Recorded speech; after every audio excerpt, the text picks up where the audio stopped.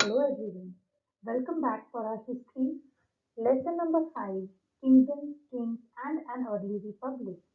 Today we start with the introduction, that is part 1. In this lesson we are going to learn about how different people started becoming rulers. What is the Varna system? Then we will focus on Janapad and Mahajanapadas. And finally we will talk about the different types of taxes collected in the Mahajanapadas and the changes that were brought about by the people during this period in agriculture. So let's begin. Before we actually discuss how some men became rulers, can you just think that if different people stay in a group or many people stay together as a group or as a community, can they stay peacefully if there is no ruler or no leader as such? No. There may be certain fights on silly reasons. There may be quarrels. There would be differences in thoughts.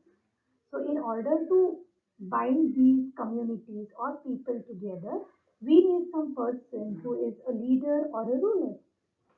Similar way, when we learned about the Vedic period, we said that there were some rajas or the people who were said to be rajas were the leaders of certain communities. They did not own palaces or army, they were not rich, but only they knew different war tactics. They could protect the entire community or the entire group of people, and so we said them as Rajas. So here also we are going to talk about certain Rajas. So around 3000 years ago, we have found some changes that had taken place in the ways which Rajas were chosen. So earlier we said an experienced person or a person who was brave, who had skills, was chosen as a Raja. But here, when people wanted to rule certain areas or they wanted to expand their kingdom, they performed certain kinds of sacrifices. They did may do certain rituals with the help of the Brahmins.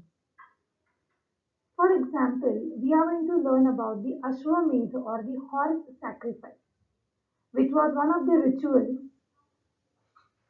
in which the horse was left free to wander anywhere he would go, and it was guarded by the men or the ministers of the Raja. If the horse who was wandering was stopped by the Raja of the different kingdoms, they had to fight a war or a battle with the owner of the horse, and the one who wins was supposed to be the stronger or the strongest of all. And if they allowed the horse to pass by, they did not hold or stop the horse. It was that the horse owner, who was the Raja who had set the horse free, was the strongest among all those small rulers, and these rulers have surrendered to the Raja. So, for example, if you remember recently, you must have seen the Ramayana once again, which was being telecasted during the lockdown period. So in that also there is a mention about the Ashwamedh Yajna or the horse sacrifice, where the king of Ayodhya, that is Ram, after returning from exile, lets his horse move, wander freely all around the regions, which are the neighboring regions of his own kingdom. And the horse was stopped by his own sons, Love and Kush, right? And then it was like a situation. He even was not in a position to have a war with his own son. So I guess now you can recollect and remember what Ashwamedh Yajna is all about. These Rajas were then invited to sacrifice. Now these different Rajas who would surrender or who would lose the particular battle, they were called by the Raja who won the battle or who was the strongest of all for this Yajna. So a Havan kind of thing was performed with the help of Brahmins. And when these different rulers or these different rajas came to the strongest one, they bought the gifts or certain tributes for the rajas to honor him as a sign of respect, as a sign that we have surrendered you and you are the strongest one. So this was how some people started becoming rulers in the later Vedic period. So this is the point which indicates that this is the later Vedic period, the starting or the beginning of the later Vedic period from here. So now I hope you have understood. The Raja in the early Vedic period was just a leader who was skillful, who was brave. But here, the Rajas in the later Vedic period are the actual Rajas or kings or emperors who owned palaces, who owned their own armies, and who fought battles to capture different kingdoms and expand their own kingdom or empire. So, with this note, here is a picture for you. So, this is how like the horse was set free, and the guards or the ministers would move behind the horse so that they would keep a watch who stops the horse or who lets him move freely so that they could inform their king. Yes. So let's move with the next part. So here we are going to see about something which is known as the Varna system. Now in the later Vedic texts like the Samved, Yajurved and Atharvaved, it mentions certain rules about the society. So our society was not what we have it as today. It was totally different. There were different groups in our society doing different practices, having different occupations, like priests, warriors, there were farmers, traders, herders, hunter gatherers, the craftsperson, and also the laborers. I hope you remember that in the early Vedic period that we learned about Rigveda. So Rigved was written in the early Vedic period and we regard it as one of the oldest Vedic texts. So in this particular chapter, we are learning about the later Vedic period. So let's move with the Varna system. What was Varna system actually? So Varna hierarchy. So the priests divided people into four groups called Varnas.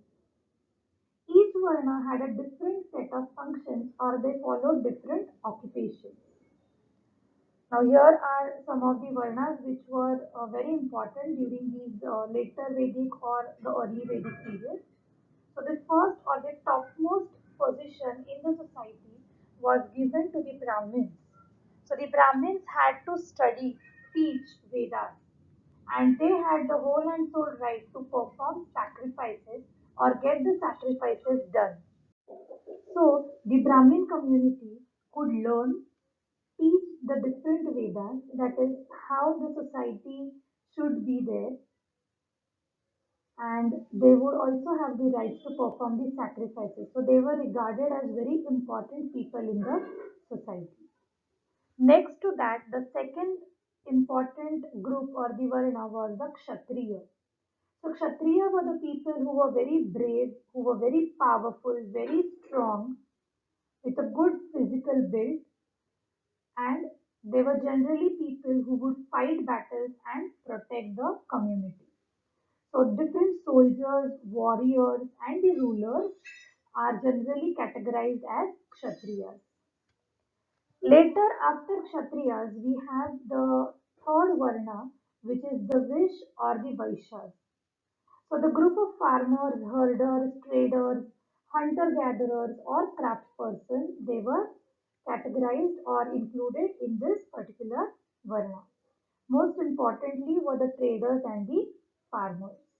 Now, coming to the last and the final Varna, which is the lowest Varna regarded in the later Vedic text, is the Kshudras. So Shudras were the people who generally served the all three groups that are mentioned above. So these were the landless laborers or the people who would do the cleaning jobs in the villages.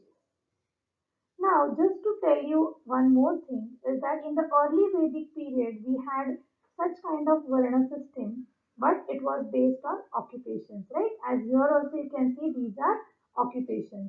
But towards the end or the middle or the end of the later Vedic period, we find this became by birth. It was no more based on occupations, but it was based on birth. For example, these days what we follow, our religion, our caste is all dependent upon our parents. Or is it that you follow a particular occupation, so your Varna or your caste religion is changed. No. So by birth we get our Varna or religion these days or the caste. But earlier, in the early Vedic period, we see that people were categorized on the basis of their occupations. And towards the end of the later Vedic period, they started following it by birth. So this is all from my side for today. Hope you all have understood whatever we have discussed. So I want you to read the textbook up to whatever topic we have covered today. If any doubts, any difficulties, you're going to ask me during our session. So till then, thanks a lot. Take care. Stay safe. Stay healthy.